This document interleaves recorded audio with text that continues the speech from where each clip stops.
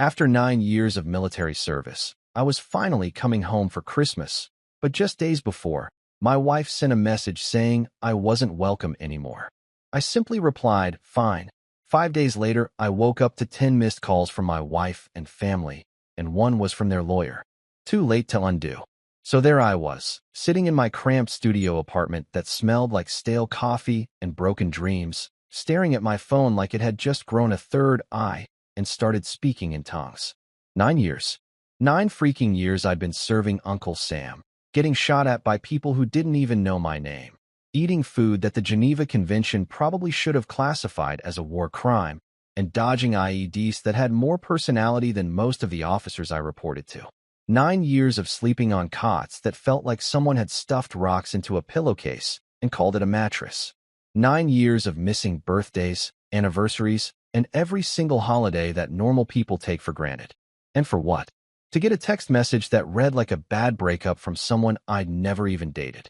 Don't come this Christmas. It's better if you stay away. That's it. No. Hey honey, we need to talk. No, I've been thinking about us. Not even a sorry, but just a cold, calculated emotional eviction notice delivered via text message like I was some Uber Eats driver who'd brought the wrong order. I must have read that message about 15 times, each time hoping the words would magically rearrange themselves into something that made sense, something that didn't feel like getting punched in the gut by someone wearing brass knuckles dipped in disappointment. I looked around my apartment, and I use that term loosely because calling this place an apartment was like calling a cardboard box a mansion. I had a twin bed that squeaked every time I breathed, a microwave that only worked on the nuclear meltdown setting, and a window that overlooked a dumpster where raccoons held what I can only assume were nightly strategy meetings. But you know what I also had? A pathetically optimistic Christmas tree that I'd bought from Walmart 3 days earlier. Yeah, that's right. I'd gone full Norman Rockwell on this thing. It was a cheap artificial tree that probably shed more needles than a real one, decorated with dollar store ornaments that looked like they'd been designed by someone who'd never actually seen Christmas before. I'd even bought one of those sad little tree toppers, a star that leaned to the left like it was drunk. The bags were half-packed.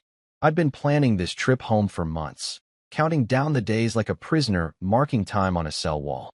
I had presents wrapped in paper that I'd clearly wrapped myself because it looked like a blind monkey had done it during an earthquake.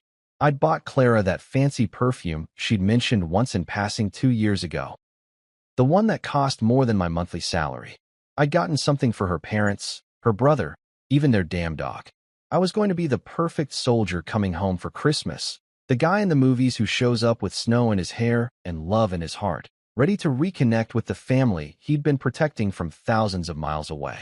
Instead, I was standing there in my boxer shorts and an old army t-shirt with a hole under the armpit, holding a phone that had just delivered the emotional equivalent of a drone strike, wondering what the hell I'd done wrong.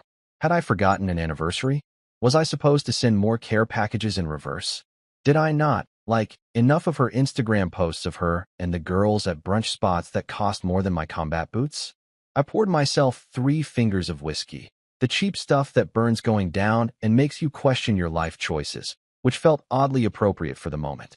I raised the glass to that stupid, blinking Christmas tree with its judgmental little lights that seemed to mock me with every twinkle. To family, I muttered, and then I downed it in one go because I'm not some fancy whiskey sipper who pretends to taste notes of oak and caramel. It tasted like regret and fire, which was perfect. Then I did something that surprised even me. I picked up my phone, opened that message again, and typed one single word. Fine. Not what do you mean? Not can we talk about this? Not please explain. Just fine. And I meant it. Not the kind of fine that women use when they're definitely not fine and you're about to sleep on the couch for a week. Not the fine that's passive-aggressive code for, we'll discuss this later with witnesses present. The final kind of fine. The period at the end of a sentence that's been going on way too long. The kind of fine that flips a switch inside you from hope to something harder, something that doesn't bend or break or beg for scraps of affection from people who can't even be bothered to pick up the phone and use their actual voice. I hit send and felt something shift in my chest, like a gear clicking into place that had been grinding for years. Then I did what any rational, emotionally devastated soldier would do. I turned off my phone, grabbed the bottle of whiskey, and binge-watched an entire season of a show I'd already seen because my brain needed something mindless to focus on that wasn't the systematic destruction of my marriage via text message. For 5 days, I existed in a weird limbo. I went to the gym and punched a heavy bag until my knuckles bled. I ate cereal for every meal because cooking felt like too much of a commitment to living. I stared at that Christmas tree and debated whether burning it would be cathartic or just get me evicted. I thought about all the times I'd called home and gotten voicemail. All the times I'd sent letters and gotten back 3 sentences that read like they'd been written by someone's assistant. All the holidays I'd spent in the desert, looking at photos on my phone of Clara and her family gathered around a table I wasn't at, smiling in front of a fireplace I'd helped pay for. On day 5, I finally turned my phone back on. Big mistake. Huge. The thing practically exploded with notifications like it was trying to make up for lost time. 10 missed calls. 10.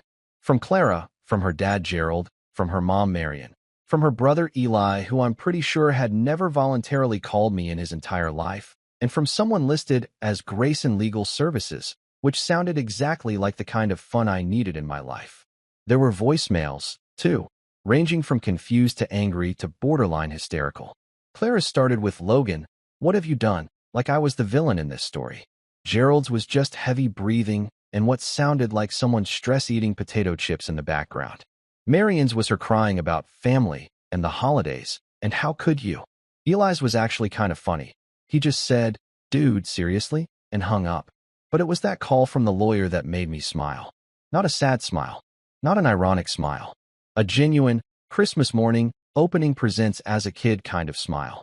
Because that call meant they'd gotten my letter.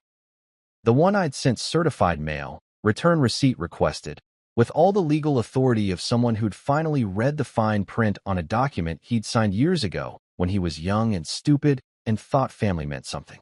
I poured myself another whiskey, better stuff this time because I was celebrating, and I raised it to my sad little Christmas tree one more time.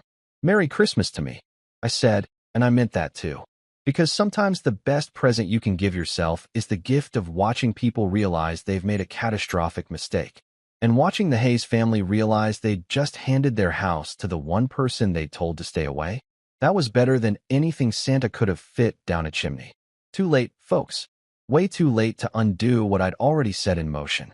The wheels were turning, the gears were grinding, and this soldier was about to teach them a lesson about reading contracts before you sign them. And about treating people like they're disposable. I'd survived 9 years of war. Surviving my in-laws. That was going to be the easy part. Look, I need you to understand something before we go any further into this beautiful train wreck of a story. I wasn't always the cynical, whiskey-drinking, legally savvy guy who gets his kicks from serving certified mail to his in-laws. There was a time, and I know this is going to sound crazy, when I actually believed in love, family, and all that Hallmark card nonsense that makes people do stupid things like get married at 20 years old to someone who's completely out of their league. I met Clara Hayes when I was 20 and dumber than a box of rocks. She walked into the auto shop where I was working, driving a BMW that her daddy had bought her for her 19th birthday, complaining about some noise the car was making that turned out to be absolutely nothing because apparently, luxury cars are supposed to purr like constipated cats. She was gorgeous. I'm talking the kind of beautiful that makes you forget how to form complete sentences and suddenly question whether you've ever actually known how to use deodorant properly. Long dark hair, eyes that could convince you to rob a bank if she asked nicely, and this smile that made you feel like maybe, just maybe, you were worth something. I was a mechanic's son from the wrong side of town, and yes, our town actually had a wrong side, complete with a railroad track that divided the we have money people from the we have character people. My dad ran a small garage that barely kept us afloat, and my mom worked double shifts at the diner just so we could afford the kind of Christmases where you got socks and were grateful for them. I wore thrift store clothes and drove a pickup truck that was older than me, held together by duct tape, prayer, and sheer stubbornness. Clara, on the other hand, came from the Hayes family, and in our town, that name meant something. Her father, Gerald Hayes, owned Hayes Construction Company, which had built half the developments in the county and probably had more money in their checking account than my family had seen in 3 generations. He was one of those guys who wore polo shirts with the collar popped and played golf every weekend at a country club that had a waiting list longer than the line at the DMV. Her mother, Marion, was the kind of woman who organized charity galas and looked at you like you were a science experiment gone wrong if you didn't know which fork to use at dinner. She had that permanent smile that didn't quite reach her eyes, the kind that said, "I'm judging everything about you, but doing it politely." When Clara and I started dating, her parents looked at me the way you'd look at a stray dog that wandered into your yard, like I was something that needed to be dealt with, preferably by someone wearing protective gloves. I wasn't good enough for their daughter, and they made sure I knew it in 1,000 subtle ways. Gerald would make comments about blue-collar work and limited prospects, while shaking my hand so hard it felt like he was trying to break my fingers. Marion would smile and say things like, "How nice that you're so practical," in a tone that made practical sound like a terminal disease. But here's the thing, I actually liked the challenge. I wanted to prove them wrong.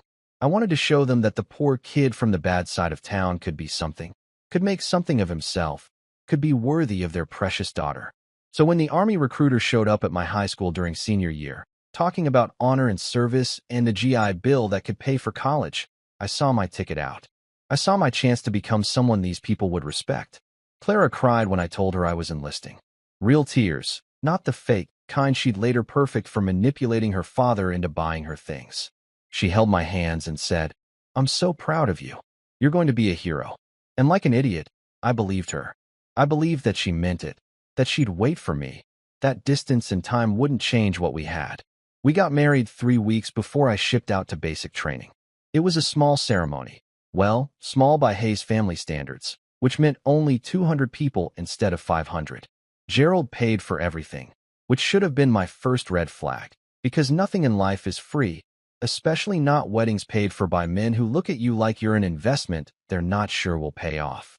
Marion cried during the vows, probably mourning the doctor or lawyer her daughter could have married, instead of some jarhead with more courage than common sense. The first deployment was rough. I was stationed in the Middle East, sleeping in tents that turned into ovens during the day and freezers at night, eating MREs that I'm pretty sure violated several international treaties regarding cruel and unusual punishment. I called home whenever I could, which wasn't often, and Clara always answered with this bright, cheerful voice that made me think everything was fine back home. She'd tell me about her day, about brunch with the girls, about her mom's latest charity event, about her dad's new contract that was going to make them even richer. She posted my deployment photo on Facebook with the caption, "So proud of my brave hubby. #military wife, #blessed and grateful," with a little American flag emoji and a heart. Her friends commented things like, "You're so strong," and "He's so lucky to have you." I remember feeling this weird mix of pride and embarrassment, like I was being shown off as some kind of accessory to her lifestyle, the military husband to go along with her designer bags and yoga classes. The calls got shorter after the first year. The texts got colder. She'd send me one-word responses to my paragraphs. I'd write her letters, actual handwritten letters because I'm apparently a romantic idiot, and she'd text back, THX, with no punctuation. When I asked if everything was okay, she'd say she was just busy or stressed about wedding planning season, because apparently, her friends were all getting married and she had to attend 17 bridal showers. Every time I came home on leave, which wasn't often, maybe once a year, if I was lucky, things felt different. Clara was different. She'd hug me at the airport, but it felt mechanical, like she was going through the motions for the cameras she imagined were watching. We'd go back to the house, her parents' house, where we were temporarily staying until we could find our own place, which was code for, "We're never leaving because why would we when everything is paid for?" And within an hour, Gerald would find something for me to do. "Logan, while you're home, think you could fix that section of the roof?" "Logan, the gutters need cleaning." "Logan, the lawn's looking a bit rough. Mind giving it a mow?" It was always phrased as a question, but we both knew it wasn't. It was his way of reminding me that I was still the help, still the poor kid who'd married up, still someone who needed to earn his keep. "Keeps you grounded," he'd say with that condescending smile, clapping me on the shoulder like we were buddies. "Can't have you getting soft just because you're wearing a uniform." I did it all. Every single thing they asked. I fixed their roof in 100-degree heat while Gerald watched from the air-conditioned house. I shoveled their driveway during blizzards while Eli sat inside playing video games. I mowed their lawn, trimmed their hedges, repaired their fence, unclogged their drains, and basically served as their unpaid handyman whenever I was stateside. Because that's what you do when you're trying to be part of a family, right? You help out. You contribute. You prove your worth. Spoiler alert, I was proving my worth to people who'd already decided I had none. Between deployments, Clara would send me photos of her and the girls traveling. Miami, Vegas, Cabo. Always smiling, always tan, always holding drinks with little umbrellas in them. Don't worry, she'd text. My parents are helping with expenses. You just focus on staying safe. And I did worry, but not about the money. I worried about the growing distance between us. The way her smile in those photos looked more genuine than any smile she'd given me in years. I told myself it was normal, that military marriages were hard, that the distance was the problem, not us. That when I finally came home for good, everything would go back to how it was in the beginning. I held on to that belief like a lifeline, like it was the only thing keeping me sane while I was dodging bullets and watching friends get shipped home in boxes. I believed in family. I believed in loyalty. I believed that the vows we took actually meant something, that for better or worse, wasn't just pretty words people said in churches before eating expensive cake. I believed that if I just kept my head down, kept serving, kept being the good soldier and the good husband and the good son-in-law, eventually it would all work out. Man, was I wrong. So spectacularly, catastrophically wrong that if they gave out medals for being naive, I'd have enough to weigh down a battleship. Because while I was over there believing in forever, they were back here planning my emotional execution. And the worst part? I handed them the ammunition myself, signed and notarized, years before I even knew there was going to be a war. You know that feeling when you're looking for something completely unrelated and you stumble across something that changes your entire life? Like when you're searching for your car keys and instead find your girlfriend's other phone, or when you're cleaning out the garage and discover your dad's secret comic book collection worth 50 grand. Yeah, that's basically what happened to me. Except instead of something cool, I found a document that would become my nuclear option, my legal ace in the hole, my screw you card that I didn't even know I'd been holding for 8 years. It was about 3 days after I'd sent that beautiful, simple, fine text to Clara. I was sitting in my apartment, surrounded by unpacked bags and that judgmental Christmas tree that I still hadn't bothered to take down, because taking it down felt like admitting defeat, and I was in full-blown procrastination mode. I didn't want to think about my crumbling marriage. I didn't want to think about the fact that I'd just spent 9 years defending a country so I could come home to a family that didn't want me. So I did what any rational person does when avoiding their feelings. I started organizing old paperwork. I know. Riveting stuff. But hear me out, because this is where it gets good. I had this old filing box that I'd been dragging around with me through various deployments and temporary housing situations. It was one of those plastic containers you buy at Target, filled with random documents that you know you're supposed to keep but never actually look at. Tax returns, medical records, insurance papers, my enlistment documents, and a bunch of other stuff that seemed important at the time. I was going through it with all the enthusiasm of someone watching paint dry, sorting things into piles of still need, probably need. And why did I keep this receipt from 2015? That's when I found a folder labeled House Cosign 2016 in my own handwriting. I stared at it for a solid minute, my brain trying to retrieve a memory that had been buried under years of sand, sweat, and selective amnesia. 2016, I would have been, 23? Fresh off my first deployment, still young and stupid, and eager to please my in-laws who barely tolerated my existence. I opened the folder, and suddenly it all came flooding back like a bad movie flashback sequence. It had been summer, brutally hot, and I was home on leave. Clara and I had been married for about 3 years at that point, still living with her parents because saving for our own place apparently meant Clara saving for handbags while I sent most of my paycheck home. Gerald had called me into his study, and yes, the man had an actual study with leather chairs and a mahogany desk, and probably a secret compartment where he kept his soul, and he'd sat me down with this serious expression that made me think someone had died. "Logan," he'd said, pouring himself a scotch that cost more than my monthly salary, not offering me any because I guess enlisted men don't deserve top-shelf liquor. "I need to talk to you about something important. Man to man. Man to man." That should have been my first clue that I was about to get screwed, because in my experience, Nothing good ever follows those three words. It's like when someone says, "We need to talk," or "I'm not mad, but," or "It's not you, it's me." Red flags everywhere, and I was colorblind. He went on to explain that he was refinancing the house. Something about better interest rates and market conditions, and a bunch of financial jargon that I didn't understand, because I was 23 and my idea of financial planning was making sure I had enough money for pizza on weekends. He said the bank was being difficult about the loan, something about debt-to-income ratios and his business having a temporary cash flow situation. "The thing is," Gerald had said, swirling his fancy scotch like he was in a whiskey commercial, "banks love military members. Something about your reliability, your steady income, your service to the country."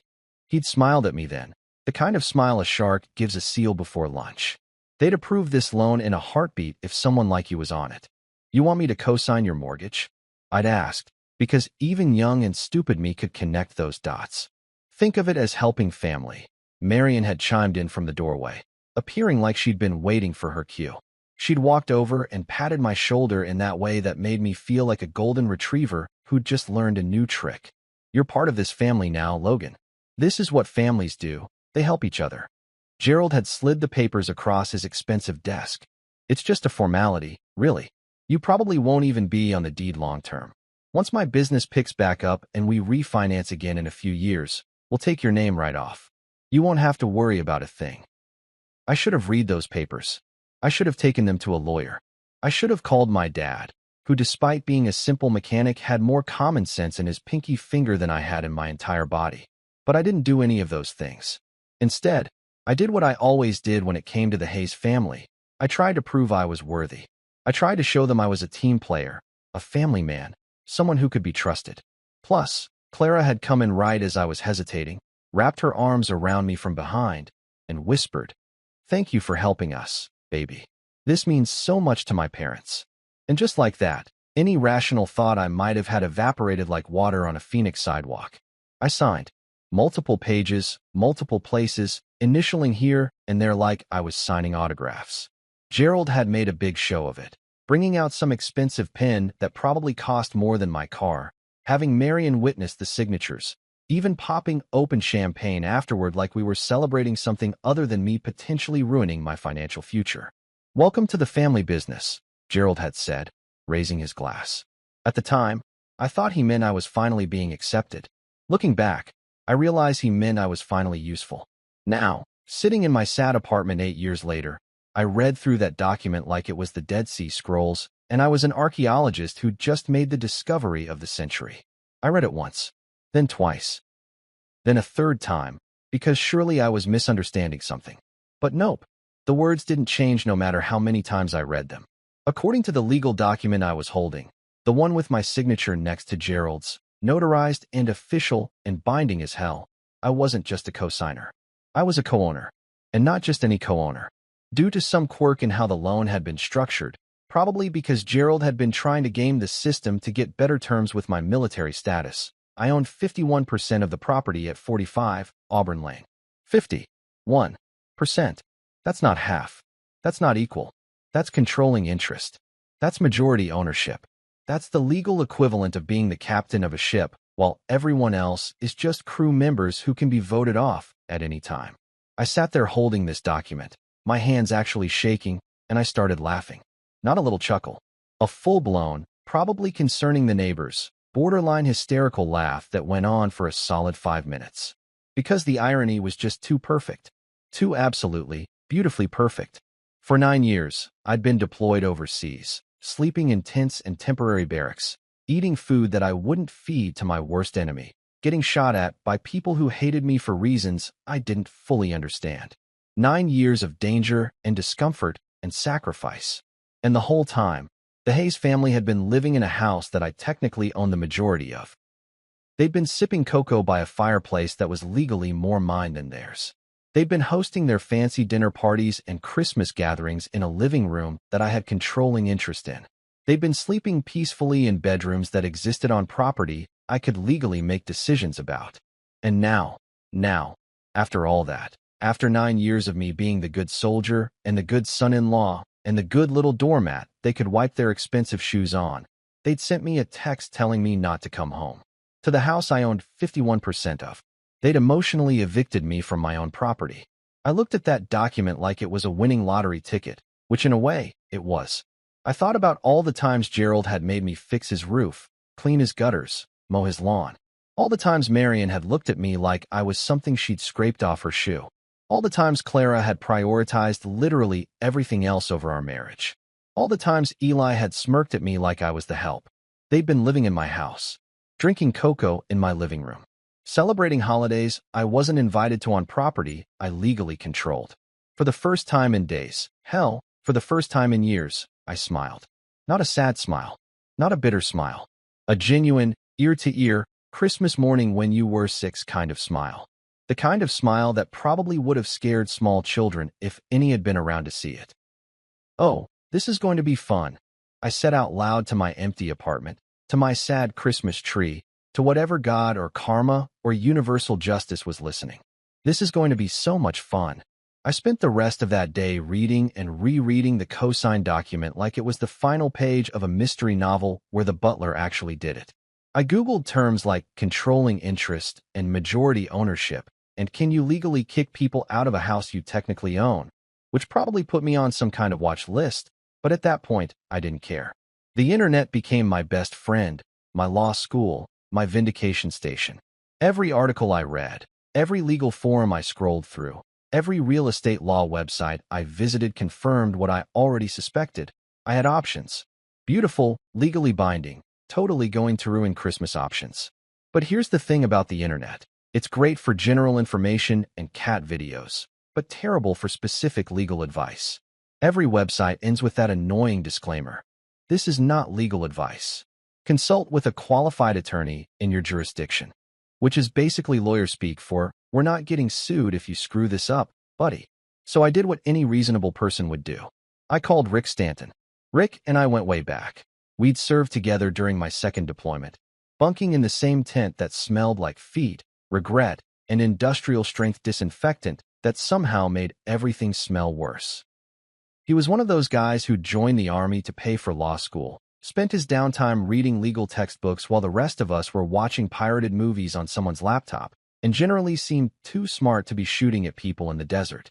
After his service ended, he'd gone back stateside, finished his law degree, and set up shop as a real estate attorney in Colorado.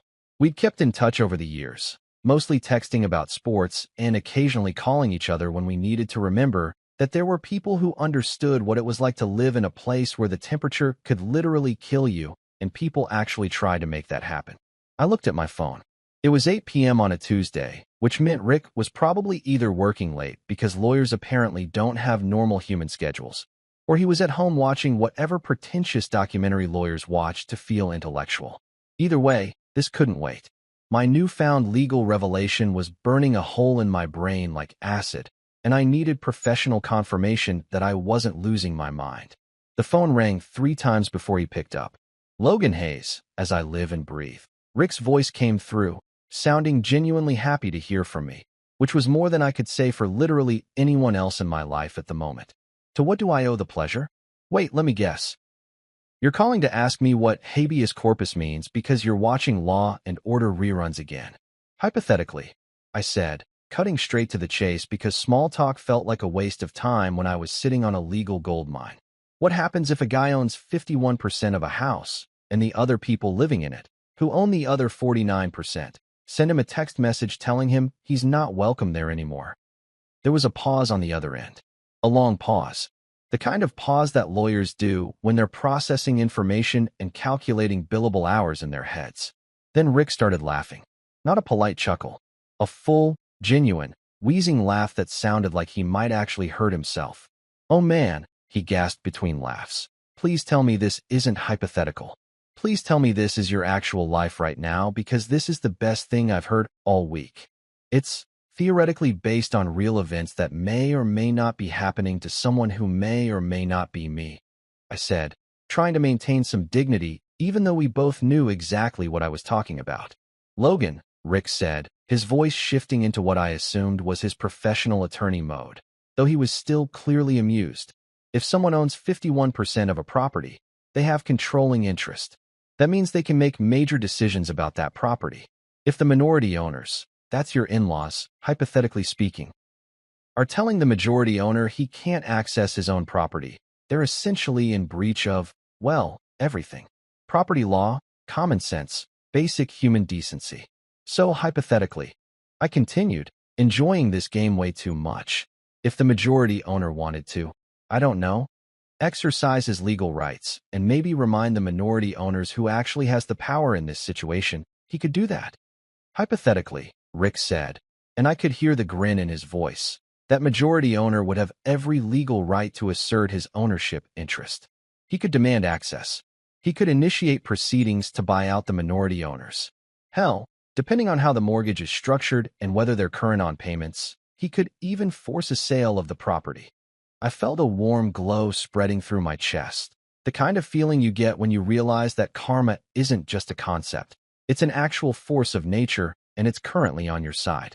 And hypothetically, if this guy wanted to, say, send a formal letter asserting his rights, would that be advisable? Certified mail, Rick said immediately. Return receipt requested. Make it official, make it legal, make it impossible for them to claim they didn't receive it. You want a paper trail that could be seen from space. Hypothetically, of course, I added. Of course, Rick agreed. Logan, level with me for a second. Is this actually happening? Did Clara and her family really tell you not to come home? I sighed, dropping the hypothetical game because pretending was exhausting and Rick was probably one of the only people in my life who wouldn't judge me for the mess I was in. Via text message. After 9 years of service. Don't come this Christmas. It's better if you stay away. That's literally all she said. Jesus Christ, Rick muttered. And you co-signed their mortgage? 8 years ago, Gerald convinced me it was just a formality, that it would help them get better rates, that they'd refinance and take my name off eventually. Young and stupid me signed without really reading the fine print. And the fine print says you own 51%, Rick said, not as a question but as a statement, because he was already putting the pieces together like the smart lawyer he was. Bingo, I confirmed. Logan, Rick said slowly, carefully, like he was savoring every word. They just made the biggest mistake of their lives. You know that, right? They literally handed you the power to upend their entire existence, and then they pissed you off. That's like giving someone a loaded gun and then insulting their mother. So what would you advise, counselor? I asked, feeling more alive than I had in months. Hypothetically speaking, if someone wanted to, I don't know, teach a family a lesson about treating people like disposable trash, what would be the most legal, most effective, most satisfying way to do that? Rick was quiet for a moment, and I could practically hear the wheels turning in his lawyer brain. Okay, here's what we're going to do. And I say we, because there's no way in hell I'm missing out on being part of this. First, we need to verify the exact terms of your ownership. I'll need you to send me a copy of that document. High-resolution photos will work for now. Second, we need to check if they're current on mortgage payments, property taxes, all that fun stuff. Third, we draft a formal letter asserting your rights as majority owner and giving them notice that you intend to exercise those rights. What kind of notice are we talking? I asked, pulling out a notebook because this was starting to feel real, and I needed to write this down before my adrenaline-soaked brain forgot something important. We inform them that as majority owner, you're asserting your right to access the property. We give them a time frame to respond. Let's say 30 days because we're not monsters, even though they kind of are. We make it clear that you're prepared to take further legal action if necessary, which could include forcing a sale, buying them out, or any number of other options that will make them very uncomfortable. I like where this is going, I said, grinning at my sad Christmas tree like it was suddenly the most beautiful thing I'd ever seen. The best part, Rick continued, clearly enjoying himself now, is that this is all completely legal. You're not being vindictive. You're exercising your property rights. You're not being cruel. You're asserting legal ownership. They can't claim harassment or anything like that because you're literally doing what any property owner would do when denied access to their own asset. When can we start? I asked, already pulling up my email to send him photos of the document. How about right now? Rick said, send me those photos. I'll review everything tonight, draft a preliminary letter, and we can finalize it tomorrow. Oh, and Logan, this is going to cost them way more than it's going to cost you. Consider my services a Christmas gift from one veteran to another. I'm just happy to be part of what is shaping up to be the most satisfying property dispute of my entire career. We talked for another hour, going over details, discussing strategy, occasionally laughing at the absurdity of the situation. Rick explained the legal terminology, what rights I had, what options they had, which weren't many, and what the most likely outcomes would be. Every scenario ended with me in a position of power and them scrambling to figure out how they'd screwed themselves so spectacularly. By the time we hung up, I had a plan. A real, legal, bulletproof plan that would make the Hayes family wish they'd never sent that text message. I poured myself a celebratory drink, the good stuff this time, not the cheap whiskey that tasted like regret, and raised it to my phone. "Thanks, Rick," I said out loud, even though he couldn't hear me anymore. "You just turned my worst Christmas into my best revenge." Then I sat down and started writing the letter that would change everything. It was going to be polite, professional, and absolutely devastating. The kind of letter that would arrive in their mailbox like a grenade with a bow on it. "Merry Christmas, Hayes family. Merry freaking Christmas." So here's what I did after Rick and I hung up. I took his advice and went completely off the grid. Not in a move to a cabin in Montana and started hoarding canned goods kind of way, but in a turned off my phone and pretended the rest of the world didn't exist kind of way. Rick had sent me the draft letter within 24 hours, because apparently lawyers work faster when they're enjoying themselves, and it was a masterpiece.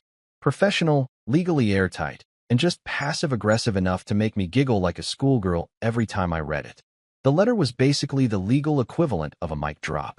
It informed Gerald and Marion Hayes that I, Logan Hayes, was exercising my rights as the majority owner of the property located at 45 Auburn Lane. It politely, and by politely, I mean in that way that lawyers have of saying screw you, using words like forthwith and hereby, stated that I would be asserting my controlling interest in the property effective immediately. It mentioned something about requiring access to assess the condition of my asset, which was lawyer speak for, "I'm coming over whether you like it or not." It gave them 30 days to contact my legal representation, that's Rick, to discuss options moving forward, which could include buyout negotiations, sale of the property, or other remedies available under the law. The best part? Rick had added this beautiful sentence at the end.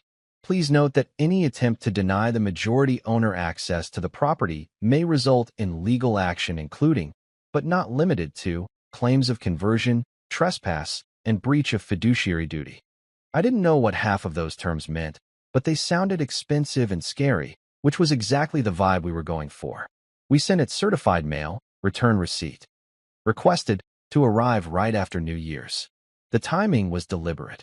Let them have their Christmas in peace, thinking they'd successfully gotten rid of me, and then hit them with reality when they were nursing their holiday hangovers and feeling smug about how they'd handled the Logan situation. In the meantime, I decided to actually enjoy myself for once. I booked a cabin in the Rockies, one of those places with a fireplace, a hot tub, and absolutely no cell service unless you walked half a mile up a hill, which I had no intention of doing. I packed my bags, grabbed a stack of books I'd been meaning to read for 5 years, bought enough bourbon to stock a small bar, and drove my ass up to the mountains where the air was clean and nobody knew my name or my problems. For 5 days, I lived like a hermit king. I woke up when I felt like it, which was usually around noon because apparently 9 years of military wake-up calls had left me with a serious sleep deficit that needed addressing. I cooked elaborate breakfasts. We're talking pancakes, bacon, eggs, the whole 9 yards, just because I could. I sat in that hot tub under the stars, drinking whiskey and feeling like I'd finally figured out what peace actually meant. I watched terrible movies on Netflix. I read 3 entire books. I didn't shave, didn't check email, didn't think about Clara or her family or that stupid text message that had started this whole beautiful disaster. It was the best Christmas I'd had in 9 years. On December 30th, I figured I should probably check back in with civilization, if only to make sure World War III hadn't started without me. I walked up that hill to the spot where my phone got 1 bar of service, turned it on, and watched as it exploded with notifications like a digital fireworks show. 10 missed calls, 15 voicemails, 23 text messages, multiple emails. My phone was having a nervous breakdown, trying to catch up with all the chaos I'd apparently missed. I scrolled through the call log first. Clara had called 4 times. Gerald had called twice, which was notable because the man had never voluntarily called me in his entire life. I'm pretty sure he had Marion or his secretary dial for him, like some kind of 1950s executive. Marion had called once, which was shocking because I don't think she actually knew my phone number existed. Eli, Clara's brother, the walking trust fund with a personality disorder, had called twice, which meant this was serious because Eli's usual communication strategy was ignoring my existence unless he needed something heavy lifted. But the really interesting call was from Grayson Legal Services. That was Gerald's lawyer, a guy named Martin Grayson who I'd met exactly once at a family function where he'd looked at me like I was a stain on the furniture. The fact that their lawyer was calling me meant they'd gotten the letter. And more importantly, it meant they'd read it. I started with the voicemails, because I'm a sucker for drama and I wanted to hear the progression of panic in real time. Eli's first message was actually kind of funny. Dude, what the hell? Call me back. Like, seriously, call me back. That was it. Short, confused, mildly panicked. Eli never had been good with complex emotions or complete sentences. Clara's first message was a masterclass in passive-aggressive confusion. Logan, I don't understand what's happening. My parents got some kind of letter from a lawyer? Your lawyer? I thought we were handling this like adults. Can you please call me so we can talk about this rationally? Oh, the irony. She wanted to talk rationally.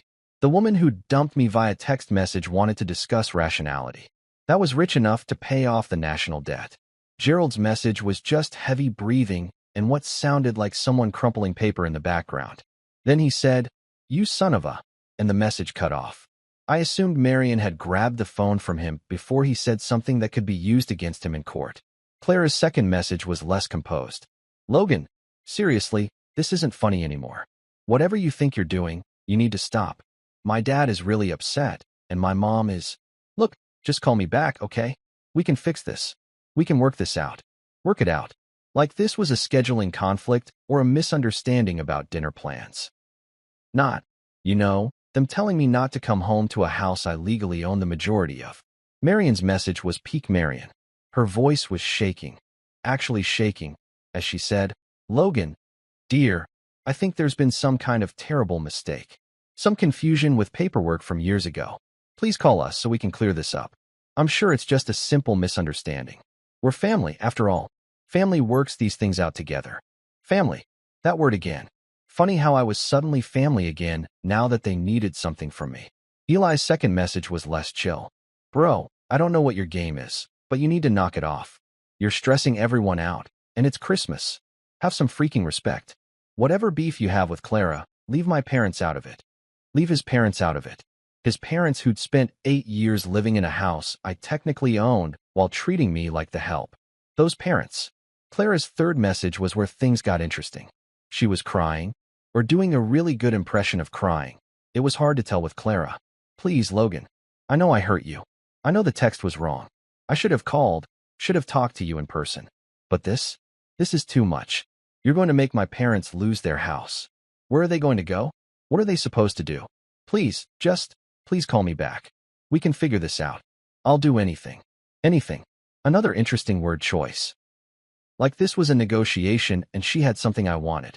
Spoiler alert, she didn't. Gerald's second message was actually coherent this time. Probably because Marion was standing next to him, making sure he didn't say something actionable. Logan, this is Gerald. I think we need to sit down and discuss this situation like men.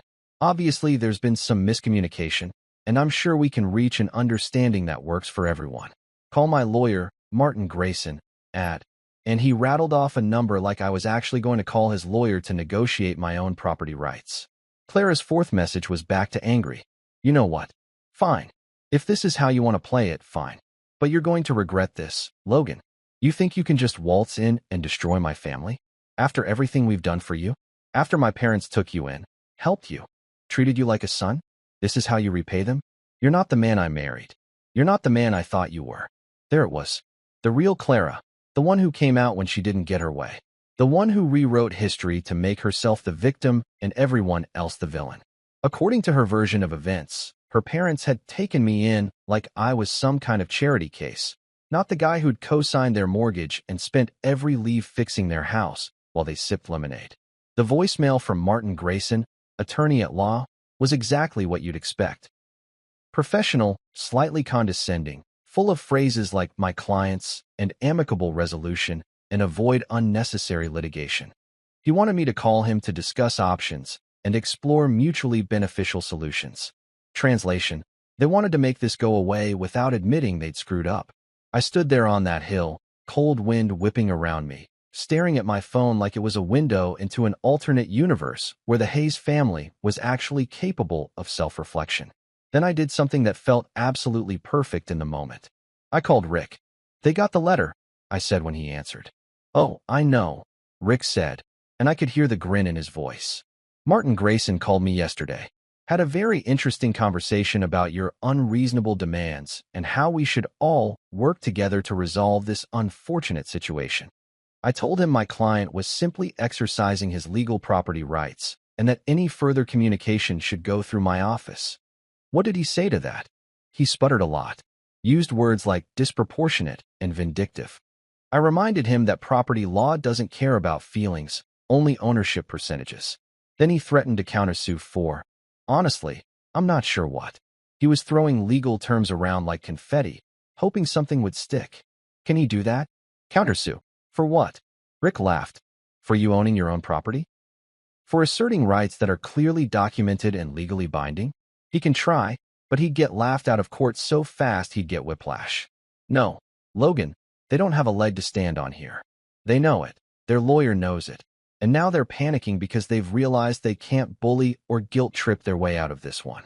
I smiled at the mountains, at the clean snow and the clear sky and the absolute perfection of this moment. "So what happens now? Now? Now you decide what you actually want out of this. Do you want them out of the house? Do you want to buy them out? Do you want to force a sale and split the proceeds? Do you want to just make them sweat for a while? You're in the driver's seat here, my friend. They're just along for the ride." I thought about it for a moment, really thought about it. What did I want? Revenge? Sure, a little. Justice? Absolutely. But more than anything, I wanted them to understand that actions have consequences. That you can't treat people like disposable trash and expect them to just disappear when it's convenient. "Let them stew for a bit," I finally said. "Don't respond to Grayson yet. Let them spend New Year's wondering what's coming next." Rick laughed, long and loud. "You evil genius. I love it. I'll keep my phone handy for when they inevitably call back in a panic." We hung up, and I turned my phone back off. Whatever happened next could wait until after the new year. For now, I had a hot tub, bourbon, and the sweet, sweet satisfaction of knowing that somewhere in that fancy house on Auburn Lane, the Hayes family was having the worst holiday season of their lives. Merry Christmas to me, indeed. I made it back to my apartment on January 1st, nursing a mild hangover from celebrating the new year alone in a mountain cabin with a bottle of scotch that cost more than it should have, but felt worth every penny. The drive down from the Rockies had been peaceful. Just me, the radio playing classic rock, and the kind of clarity you only get when you've spent 5 days completely disconnected from the chaos of your life. I felt recharged, focused, and ready to face whatever fresh hell the Hayes family was about to throw at me. I should have known the universe wouldn't let me enjoy that feeling for long. My phone, which I'd reluctantly turned back on when I hit civilization, started buzzing before I even got my key in the apartment door. Clara. Of course it was Clara. The woman had a sixth sense for knowing exactly when I'd made myself available for her particular brand of emotional manipulation. I stared at the screen for a solid 10 seconds, debating whether to answer or let it go to voicemail for the 11th time. But curiosity, and maybe a tiny bit of that old muscle memory that still responded to my wife's name on my phone, made me answer. "Hello, Clara," I said, keeping my voice neutral, like I was answering a call from my dentist's office reminding me about a cleaning appointment. "Logan." Her voice was soft, trembling, wrapped in that vulnerability she could turn on and off like a light switch. "Thank God. I've been so worried. Where have you been? I've been calling, and you just disappeared, and I thought maybe something had happened to you, and I was on vacation," I interrupted, because I wasn't going to let her build up steam with the worried wife routine. "Cell service in the mountains is spotty. What do you want, Clara?" There was a pause, and I could practically hear her recalibrating, switching strategies. That's kind of cold, Logan. I'm your wife." I was genuinely concerned. "You're right.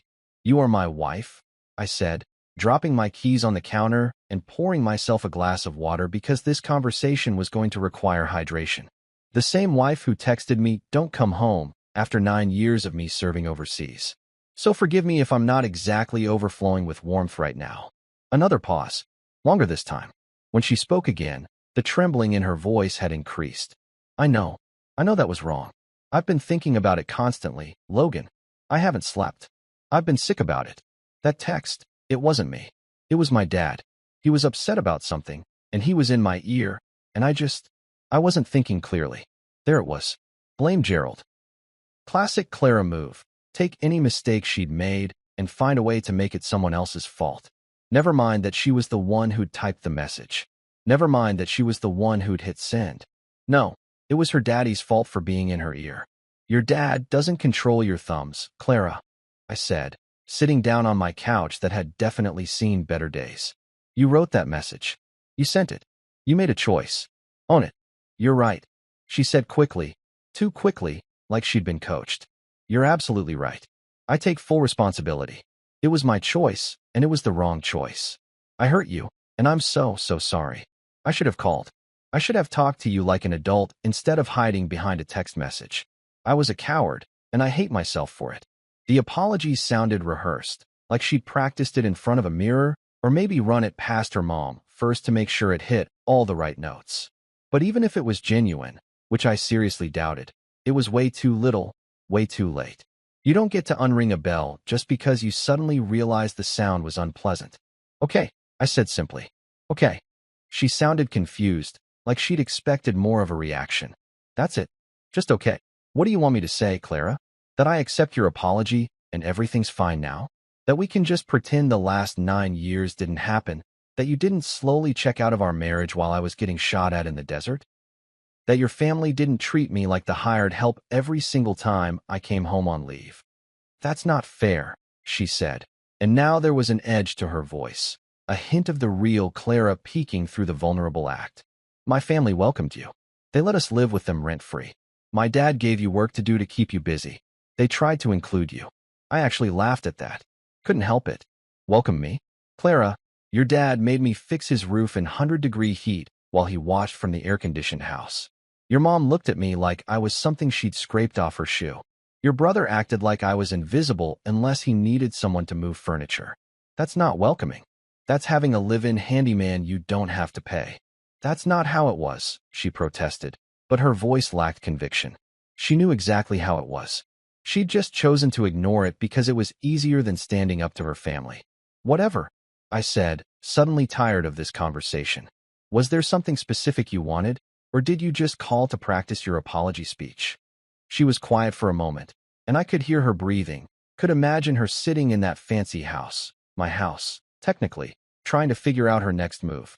When she spoke again, all pretense of vulnerability was gone. This was Clara in negotiation mode. Clara trying to make a deal. Please don't do this, she said. Don't take the house from my parents. They don't deserve this. They're not young anymore, Logan. Where are they going to go? What are they supposed to do? I don't know, Clara. Maybe they could do what millions of other people do and find a place to live that they can actually afford. Novel concept, I know. You're being cruel, she said, and now the tears were back in her voice. Real ones this time, I thought, though with Clara it was always hard to tell. This isn't you. The man I married wouldn't do something like this. He had compassion. He had a heart. The man you married died somewhere between your 100th ignored phone call and that text message, I said flatly. What you're talking to now is what's left. And what's left is someone who's done being a doormat for your family. Logan, please. Now she was full-on crying, those big sobbing sounds that used to make me want to fix whatever was wrong, to make her stop hurting. Funny how 9 years and one devastating text message can completely rewire your emotional responses. I'm begging you. If you ever loved me, if any part of you still cares about me, please don't do this. We can work this out. We can fix our marriage. We can start over. But not if you destroy my family first. Start over. I repeated, genuinely incredulous. Clara, you told me not to come home. You emotionally evicted me from my own marriage. And now you want to start over because it turns out I have leverage you didn't know about? That's not starting over. That's you trying to manipulate me into giving up the one thing that might actually make your family treat me like a human being. That's not what this is, she insisted, but we both knew she was lying. I miss you. I want us to work. I want to fix what's broken between us. But I can't do that if you're attacking my family. I'm not attacking anyone, I said, feeling my patience evaporate like water on hot asphalt. I'm exercising my legal rights as the owner of property that your father convinced me to co-sign 8 years ago. Remember that? When he said it was just a formality. When he said it would help them out. When he promised they'd refinance and take my name off. Funny how none of that ever happened, isn't it? He was going to, Clara said weakly. The business had some setbacks, and the timing was never right, and he was perfectly happy to let me stay on the hook while he collected rental income from college kids living in 2 of the bedrooms. I interrupted.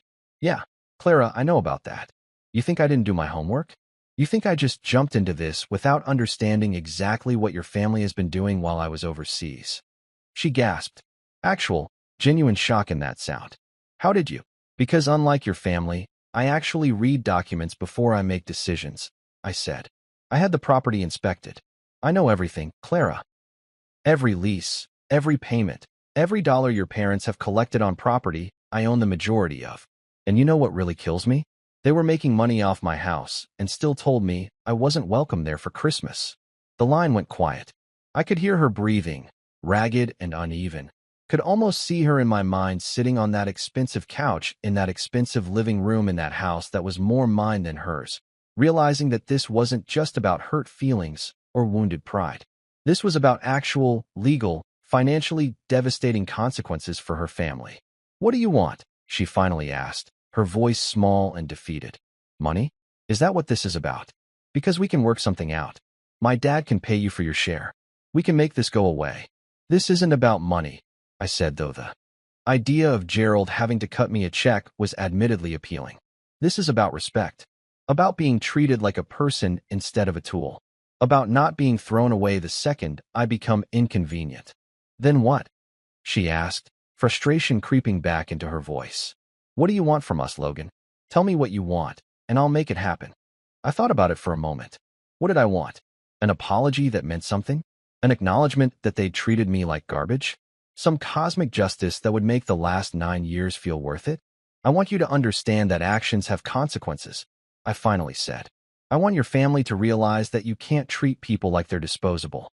I want your father to know what it feels like to lose something important because someone else decided he wasn't worth keeping around. You're being vindictive, she said quietly. Maybe, I admitted. Or maybe I'm just tired of being nice to people who see niceness as weakness. Maybe I'm done being the good soldier who follows orders even when those orders are designed to keep him in his place. Clara was crying again, harder this time. Please, Logan. You're better than this. I know you are. The man I fell in love with wouldn't use his power to hurt people. The man you fell in love with doesn't exist anymore, I said, and I realized as I said it that it was true. That version of me. Young, optimistic, eager to please, desperate to be accepted by a family that would never actually accept him, had died somewhere between the desert heat and the cold reality of that text message. He got left behind somewhere in the sand. What came back is someone who actually values himself. So that's it? She asked, her voice breaking. You're just going to destroy everything? Our marriage? My family? All of it?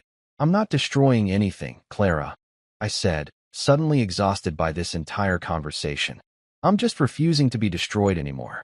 There's a difference. Your family will figure something out. Rich people always do. They'll sell the house, downsize, maybe rent for a while. They'll survive. The question is whether they'll learn anything from it. And us? She whispered. What about us? I looked around my sad little apartment, at the Christmas tree I still hadn't taken down, at the life I'd built alone while she was off living hers without me. There is no us, Clara. There hasn't been for a long time. We've just been pretending there was. The line went dead. She hung up without saying goodbye, which felt appropriate. We've been saying goodbye in small ways for years. Might as well make it official. I set my phone down and poured myself that bourbon I'd been craving since the call started. Here's to honesty, I thought, raising my glass to the empty room. And to finally being done with people who think love means tolerating their cruelty. 2 days after Clara's tearful phone call, which had accomplished exactly nothing except confirming that our marriage was deader than disco. Rick called me with news that made me spit out my morning coffee all over my kitchen counter. "You're not going to believe what Layla found," he said, and I could hear that barely contained glee in his voice that lawyers get when they discover something juicy during discovery. Layla was his assistant, a sharp-as-hell paralegal who apparently had investigative skills that would make the FBI jealous. "Try me," I said, grabbing paper towels to clean up my coffee disaster. At this point, nothing about the Hayes family would surprise me. They could be running a meth lab out of the basement, and I'd just shrug. "Close," Rick said. "They're running an illegal boarding house." I stopped mid-wipe. "Come again." "The property inspection Layla did? She found evidence that Gerald and Marion have been renting out 2 of the bedrooms to college kids. Cash only, no lease agreements, no permits, completely under the table. They've basically turned your house into an unauthorized Airbnb meets flop house situation." I stood there in my kitchen, paper towel dripping coffee onto my floor, trying to process this information. "You're telling me that Gerald Hayes, Mr. I own a construction company and know all about building codes and regulations, has been illegally subletting rooms in a house he doesn't even fully own?" "That's exactly what I'm telling you," Rick confirmed. "And it gets better. According to the neighbors Layla interviewed, very chatty folks, by the way, they love to gossip. This has been going on for at least 3 years. Maybe longer. These kids rotate in and out, usually college students from the university about 20 minutes away. Gerald charges them $500 a month each, cash, no receipts, no paper trail. That's $1,000 a month in unreported income that you, as the majority owner, never consented to and never saw a dime of." I started laughing. I couldn't help it. The absurdity of it was just too perfect, too beautifully ironic. Here I'd been, sleeping in tents in the Middle East, eating meals that violated several articles of the Geneva Convention, dodging bullets and IEDs, while Gerald and Marion were back home collecting tax-free rental income from college kids living in bedrooms of a house that was legally more mine than theirs. They were making money off my property, and then had the audacity to tell me I wasn't welcome there for Christmas. "Logan, you still there?" Rick asked after I'd been laughing for what was probably an uncomfortable amount of time. Yeah, I'm here," I managed between gasps. This is incredible. This is the most Gerald Hayes thing I've ever heard. The man lectures me about responsibility and being a man and contributing to society. And meanwhile, he's running an illegal rental operation and pocketing cash under the table. The hypocrisy is so thick you could cut it with a knife and serve it at Thanksgiving. "It's definitely actionable," Rick said, his lawyer brain already working through the implications. "This gives us additional leverage. Not only are you the majority owner exercising your rights, but you're also shutting down an illegal operation that violates local housing ordinances, zoning laws, and probably several tax regulations. You're not being vindictive. You're being a responsible property owner who's putting a stop to illegal activity." "How illegal are we talking?" I asked, my mind already spinning with possibilities. "Well, let's see," Rick said, and I could hear him shuffling papers. "Operating a boarding house without proper permits and licenses, that's violation number 1.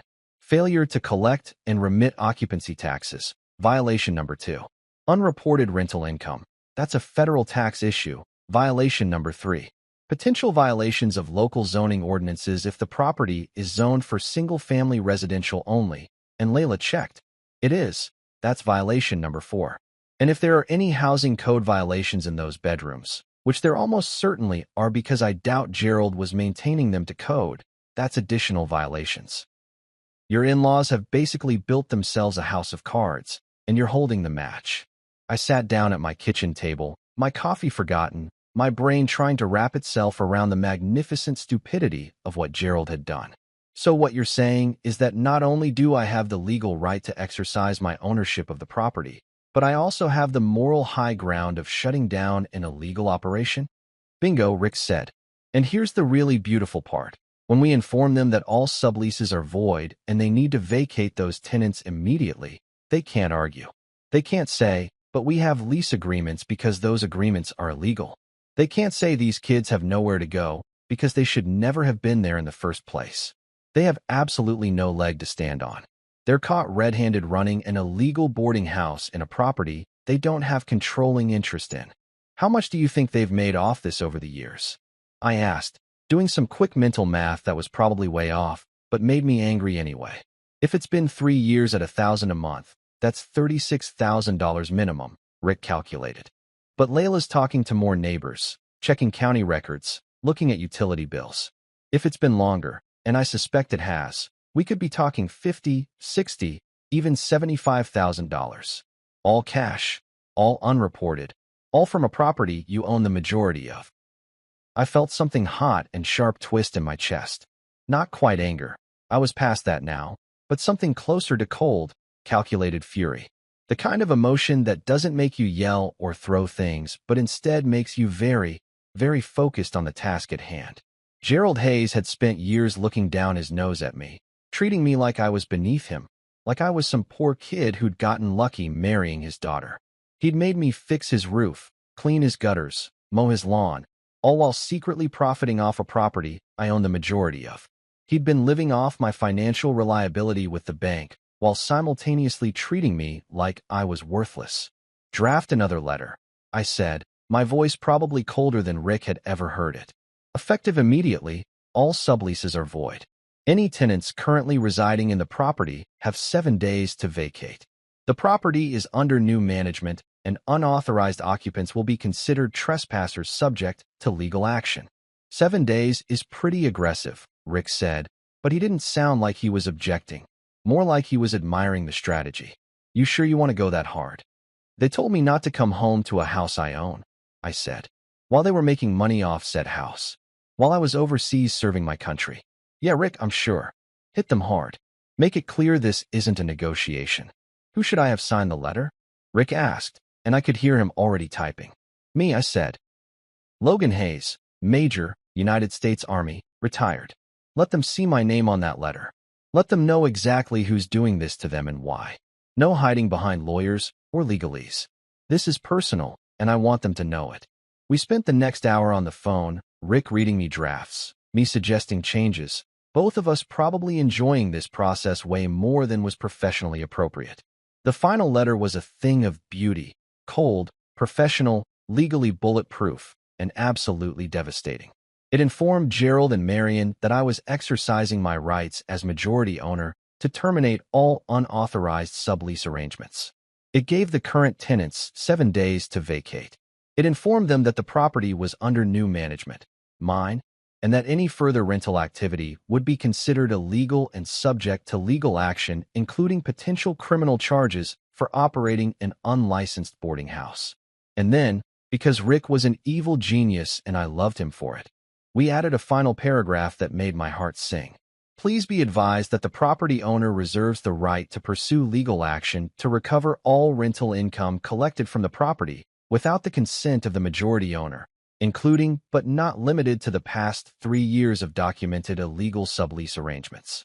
Additionally, the property owner may report this illegal rental operation to the appropriate local, state, and federal authorities, including the IRS, for unreported income. That last part, I said after Rick read it to me. That's the kill shot, isn't it?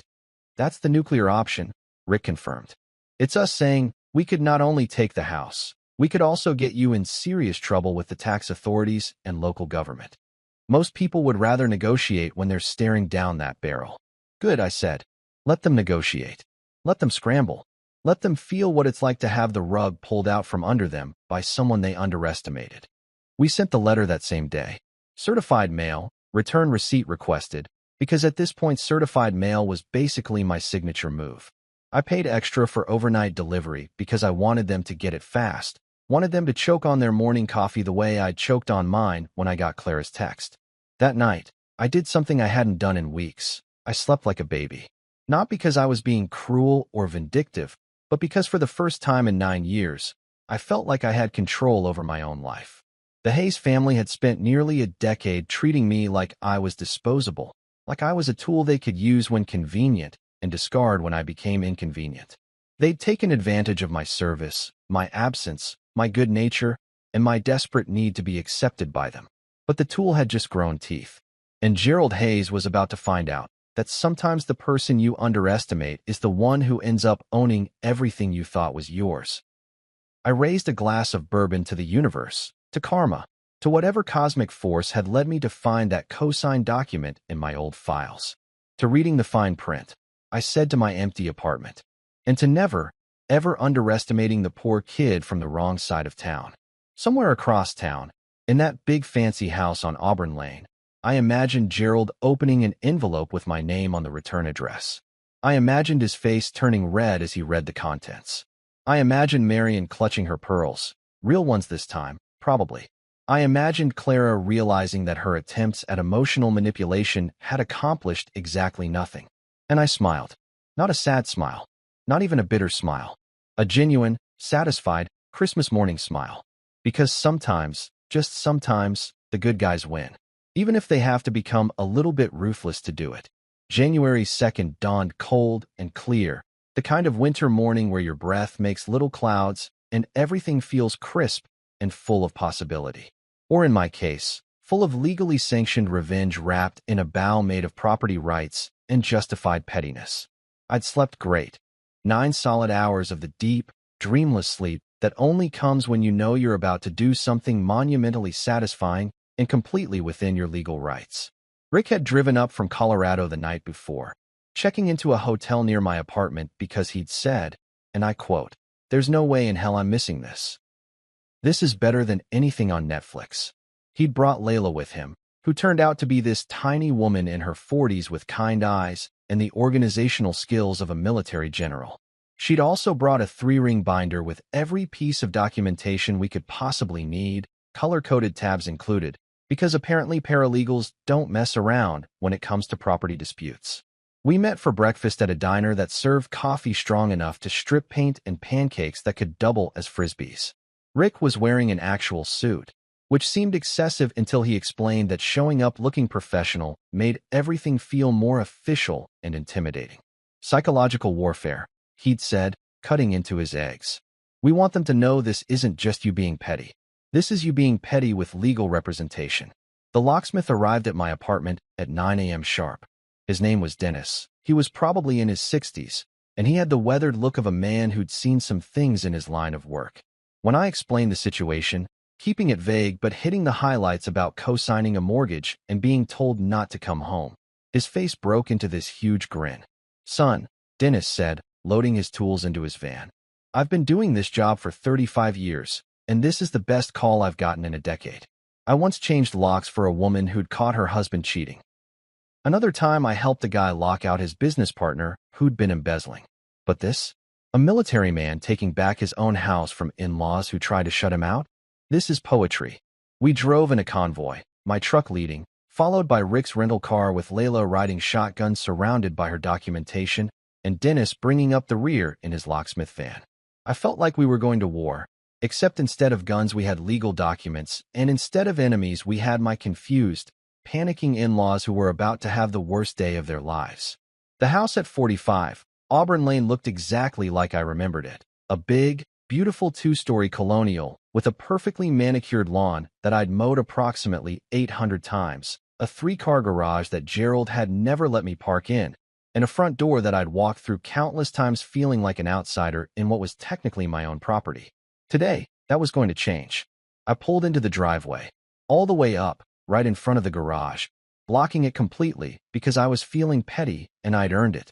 Rick parked on the street, and Dennis pulled in behind me, his van advertising Dennis's lock and key service. 24/7 emergency services in big cheerful letters that seemed almost comically inappropriate for what we were about to do.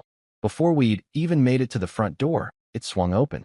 Gerald stood there in khakis and a polo shirt, collar popped, naturally, his face already red and furious.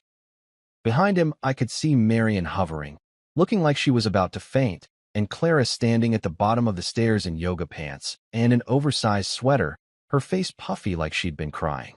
Eli was there too, leaning against the wall with his phone in his hand, probably live tweeting his family's destruction or whatever useless thing he did with his time.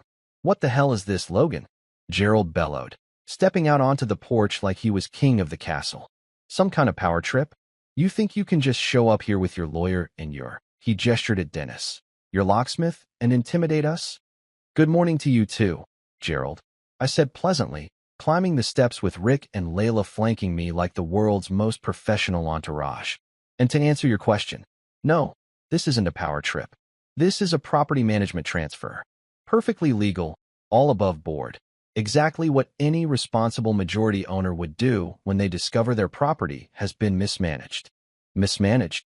Marion squeaked from the doorway, her hand flying to her chest. We've maintained this house perfectly. We've taken excellent care of it. Oh, is that what we're calling running an illegal boarding house now? Rick interjected smoothly, pulling a document from his briefcase. Maintaining it perfectly? Because I have statements from 3 neighbors, county records showing utility usage consistent with more than 2 residents, and photographic evidence of multiple people living here who aren't family members. Would you like to revise your statement about excellent care, Mrs. Hayes? Marion's face went white. Gerald's went redder. Clara made a sound like a wounded animal. Eli, credit where it's due, actually looked up from his phone. We were just helping out some students, Gerald sputtered, but his bluster was fading fast. Giving them a place to stay. It's called being generous, something you wouldn't understand. Generous, I repeated, savoring the word. Is that what we're calling $500 a month per person, cash only, no receipts? Funny, most people call that running a business. And most people running a business get permits, file taxes, and, oh, here's the important part, actually own the property they're doing business with. Which brings me to why I'm here. I pulled out my own copy of the cosign document, the one that had been sitting in my files for 8 years like a time bomb waiting to go off. This is the mortgage cosign agreement from 2016. The one you told me was just a formality, Gerald. Remember that? You said it would help you get better rates. You said you'd refinance and take my name off. You said a lot of things, actually. We were going to, Gerald started. Let me finish. I cut him off, and something in my voice must have warned him not to push it because he actually shut up. According to this document, which has been reviewed by my attorney and verified by the county records office, I own 51% of this property. Controlling interest. That makes me the primary owner, and you and Marion minority stakeholders. That's ridiculous. Eli piped up from his position by the wall. This is our family home. You can't just... Actually, yes he can, Layla said, stepping forward with her binder like a schoolteacher about to drop some knowledge.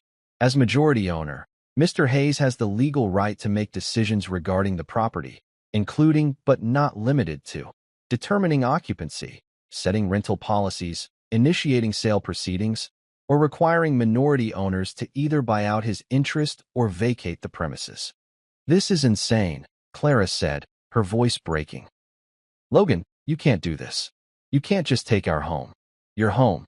I looked at her, really looked at her, probably for the first time in years. Clara, you texted me and told me not to come home. To this house. The one I own 51% of. You literally evicted me from my own property via text message. So let's not talk about who's taking what from whom. That was a mistake, she cried, tears streaming down her face. I told you I was sorry. I told you we could work it out. And I told you actions have consequences, I said, turning back to Gerald. Here's how this is going to work. Dennis here is going to change all the locks on this property, front door, back door, garage, everything. As of right now, I am exercising my rights as majority owner to take control of property management. You have 30 days to either 1. Buy out my 51% at fair market value as determined by an independent appraiser. 2. Sell the property and split the proceeds according to our ownership percentages. Or 3. Vacate the premises and allow me to assume full control. You can't do this, Gerald roared, his face now a concerning shade of purple. This is our house. We've lived here for 20 years. You think you can just waltz in here and... Technically, yes, Rick said cheerfully. And if you'd like to challenge this in court, I'd be happy to represent Mr. Hayes. Of course, that would mean putting all of this on the record, including the illegal boarding house, the unreported rental income, the tax evasion, the violations of local housing ordinances. I'm sure that would go great for you. The IRS loves hearing about unreported cash income. Marion actually swayed on her feet. Clara grabbed the doorframe for support. Eli's phone clattered to the floor. Gerald just stood there, opening and closing his mouth like a fish who'd suddenly realized the hook had been set deep. "This is extortion," Gerald finally managed. "No," I said calmly. "This is property law. This is what happens when you treat people like they're disposable and forget to check whether they actually have any power. You spent 8 years treating me like I was beneath you, Gerald. Made me fix your roof, clean your gutters, mow your lawn. Looked at me like I was some charity case who should be grateful you let me marry your daughter. And the whole time, I owned this house more than you did." I walked past him, right through the front door, into the house I'd only ever entered as a guest in someone else's home. It smelled the same. Expensive candles and whatever cleaning products rich people use. The furniture was the same. Probably cost more than most people's cars. The photos on the walls were the same. Family pictures that I was barely in, always on the edge of the frame like an afterthought. "Get out," Gerald growled from behind me. I turned around and smiled at him. "No. See, that's the thing, Gerald. I don't have to get out. This is my house. You get out. You and Marion and your entitled kids, you all get out. You have 30 days to figure out your next move, and until then, you're guests in my home." How does that feel? Being the guest? Being the one who doesn't really belong? Enjoy it. I lived it for 9 years.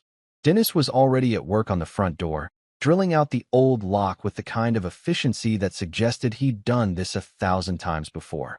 The sound echoed through the house. A mechanical whirring that sounded like the future arriving whether you wanted it or not. "Mr. Hayes," Layla said, handing Gerald a manila folder. "This contains all the relevant documentation, including the notice of property management transfer, the termination of unauthorized subleases, and the timeline for your decision regarding buyout, sale, or vacuation. My contact information is on the business card attached. We'll need your response within 30 days. Gerald took the folder like it was a bomb. Marion was crying now, quiet tears running down her face. Clara was staring at me like she'd never seen me before, like I was some stranger who'd wandered into her life and upended everything. I looked at Eli, still standing there with his mouth hanging open. "Nice mug you had at Christmas," I said, referencing the #1 sun mug I'd seen in one of Clara's Instagram posts. "Bet it's dishwasher safe. You'll probably need to pack it up soon." Then I walked out, Rick and Layla following me, leaving the Hayes family standing in their front hallway, my front hallway, looking like their world had just ended. Which, in a way, it had. As Dennis finished with the front door and moved to the back entrance, I stood in the driveway, looking at the house in the cold January sunlight. Snow was starting to fall, light, gentle flakes that made everything look like a Christmas card. "Guess I'll see you next Christmas," I called back to Gerald, who was still standing on the porch looking shell-shocked. Or not. We drove away in our little convoy, leaving the Hayes family to contemplate their next move. In my rearview mirror, I could see Gerald still standing there, that folder hanging from his hand, watching us leave. "How do you feel?" Rick asked over the phone as we drove. "Like I finally came home," I said. "Just took the scenic route to get here." They left quietly. No dramatic showdown part 2. No lawyers storming in with injunctions. No Gerald standing on the lawn screaming about injustice while the neighbors filmed it for TikTok. Just silence. They packed up their stuff over the next 2 weeks, hired movers who gave me sympathetic looks like they'd seen this movie before, and disappeared into whatever rental property accepts families who've spectacularly screwed themselves over. The morning after they left, I walked into 45 Auburn Lane with my own key. My key, not a copy, not a borrowed one. And stood in the empty living room. It smelled like dust, regret, and whatever cheap perfume Clara had been wearing lately. The walls had weird rectangular shadows where their expensive art had hung. The floors were scratched. The kitchen had a broken tile I'd offered to fix 3 years ago that Gerald had said he'd handle, but never did. I found my old deployment photo buried under a pile of junk mail in the garage. Me in full uniform, younger, stupidly hopeful, smiling like I believed in things. They'd thrown it away. Not donated it. Not packed it. Just tossed it in the trash like I was something to be erased. I didn't cry. Instead, I laughed. One of those long, cleansing laughs that shakes your whole body and makes you feel lighter afterward. Because sometimes you realize that peace doesn't need an audience or validation or anyone's permission. Sometimes peace is just standing in an empty house that's finally, actually yours, holding a photo of who you used to be, and being okay with who you've become. I took off my boots, something I'd never felt comfortable doing here before, sat on the old couch they'd left behind, and said out loud to the empty room, "Congratulations, soldier. You survived both wars, the one overseas and the one at home." Months later, I turned the property into something better, something that actually mattered. Hayes House, I called it, because the irony was too perfect to pass up. A veteran recovery home for guys like me who'd served their country and come back to find that home wasn't quite what they'd left behind. Guys who needed a place to land, to figure things out, to remember they were worth more than how their families or ex-wives or the world had treated them. My buddies helped renovate it. Rick donated legal services. Dennis changed every lock for free. "Best job I ever had," he said. We filled those bedrooms that Gerald had illegally rented out with vets who had nowhere to go for the holidays. Real family. The kind that earns your trust through shared experience, not the kind that demands it because of shared DNA. A local reporter came by once and asked, "Wasn't this your in-laws' home?" "Yeah," I said, hammering a nail into new drywall. "They gifted it to me. Emotionally. And legally. Every Christmas now, I hang one ornament on the tree in the common room. A little metal tag with the word 'Fine' engraved on it. Some of the guys ask about it. I tell them the story, the whole story, and they laugh because they get it. They understand what it means to be dismissed, underestimated, discarded. That one word started everything. A text message meant to push me away instead pulled back a curtain on who I really was and what I was actually worth. The Hayes family tried to evict me from their lives and accidentally gave me the tools to evict them from mine. Best Christmas present I ever got was realizing I didn't need their version of family. I could build my own. And I did.